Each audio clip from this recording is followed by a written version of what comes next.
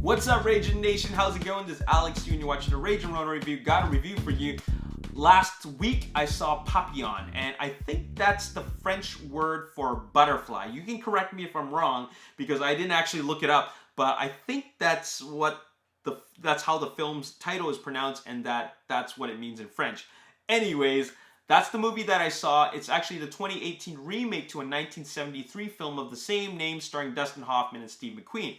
And that film is actually based off of the true story of a prison break that took place in 1930s. And it's about a character named Henry Chartier, and he's played by Charlie Hunnam. And what happened was that he was wrongfully accused of murder, like falsely accused of murder. And he was put in this penal colony that's on an island. And this whole film's really about his escape and how he befriends Rami Malek's character, Louis Degas, and they work together to escape off this prison. And it's supposed to be an extraordinary story, which it is. And yeah, they made two films out of it, the 1973 original and now the 2018 remake. I'm going to start off with giving you my expectations. I have no expectations for this film. This film is a movie that I originally did not intend to watch, but my friend wanted to take me out for my birthday, so I entertained his offer. I watched the trailer, and I just expected it to be a prison break movie. And I expect it to be dramatic and to have a pretty extraordinary escape, like a pretty well laid out plan that's very a complex. I mean, when I think of prison break movies, I think of Shawshank Redemption, and now that was extraordinary. So yeah, I expect it to be something like that. I don't expect it to be as good as Shawshank Redemption, but definitely something that would make me really root for the characters' escape and survival. So that's what I expect. So I watched the movie, and well, this is a film that is definitely not the Shawshank Redemption. It's a different type of film. It's a little bit more, I would say, action-driven. It's not like an action movie at all, but the entire film is really just about planning out the big escape. And I gotta be completely honest, the escape, while satisfying, was not as complex as I really thought it would be. It wasn't as well laid out as something like the Shawshank Redemption, for example.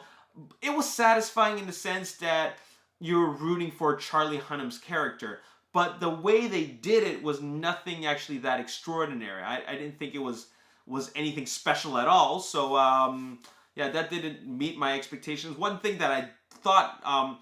One thing I didn't expect was for the film to be that violent. I thought the violence in this film was just a little bit over the top, a little bit much, to the point where it felt like, okay, that's a bit excessive, and I think it didn't really need to be that violent. But hey, you know, like there are times when I want R-rated movies. Like this is a time where I thought that, okay, I think it's really a bit too much. Okay, but hey, they wanted to really show you the harshness of the prison and what it's like over there, but it just almost got to the point where the action was a bit like cartoon violence, because it was just so over the top. But anyways, yeah, those are that's how I felt about the movie. What I liked about the movie was the fact that I was actually quite invested in Charlie Hunnam's character, which is surprising. I didn't think I would be that much. I just felt that I was invested in the story, but not so much in this character. But like his acting was good. Like he really put on a good performance there. I like the chemistry between him and Louis Degas. Rami Malek, he also put in a good performance. Like I really I felt his character was very, very believable. And I really liked more the final act of the film.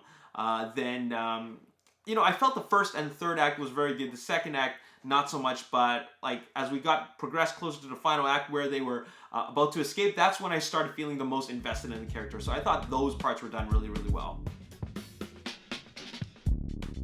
Things that didn't quite work for me was that I felt that the film was just too long. It clocks in at 136 minutes, and you really feel it. There are some times where I just felt like it needs to keep on moving. They're really just just like dragging this part on. In fact, there was this one part in the middle, the second act of the film, where it just drags out, and I'm just thinking, we get it, we get the point. And what also I feel hurts this film and hurts my enjoyment of the film was that they really don't give you a true, like, a display of how much time has actually passed. I mean, they say it subtly, but like for a film that's supposed to take place over the course of several years, they should really give us a better feel for the timeline for when these events take place. That way I could feel a better idea, like I guess a sense of time, and they don't really do that well. We kind of just have to guess, and then later on they tell us, oh, this much time has passed. We're like, really? Wow. That's crazy. And then you just react to that because it just feels a little bit like over the top.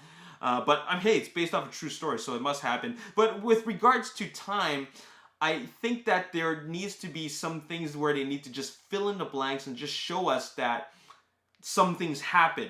I feel like there's some things that are missing about this film where they just need to fill in the blanks, because once a lot of time has passed by and they don't really tell us about that, I feel that you really need to just give us a little bit more context about what has happened during that time, as opposed to just jump into like a different time, you know what I'm saying? So that's where I felt that they lost me, and I felt they could have did some work on that. Another thing that I felt that kind of hurt the film was that it's just a little bit, the violence is a little bit over the top, like just overly violent, and I just think that it really takes away from the movie, because I'm really invested in characters. Then suddenly they're like, people are getting like really like badly like injured in a very violent manner, to the point where you're distracted from the story. You're more focused on the violence than you are in these characters, and it just, I feel it kind of takes you away from it. It's just a bit too much. I'm not saying that it's like a full-on action, like violent action movie. It's just when it happens, it's a bit much.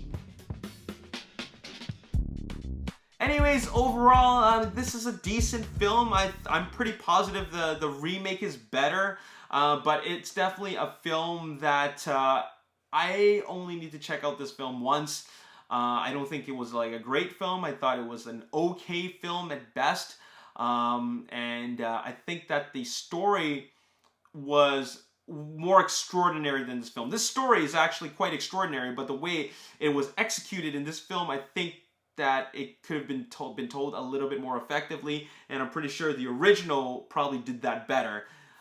I did like Charlie Hunnam's performance though. Anyways, I'm going to give this film a 6.5 out of 10. It does have its moments, but they definitely need to do some work on that second act. It's a bit too slow for my taste, and they could have really done better things with that.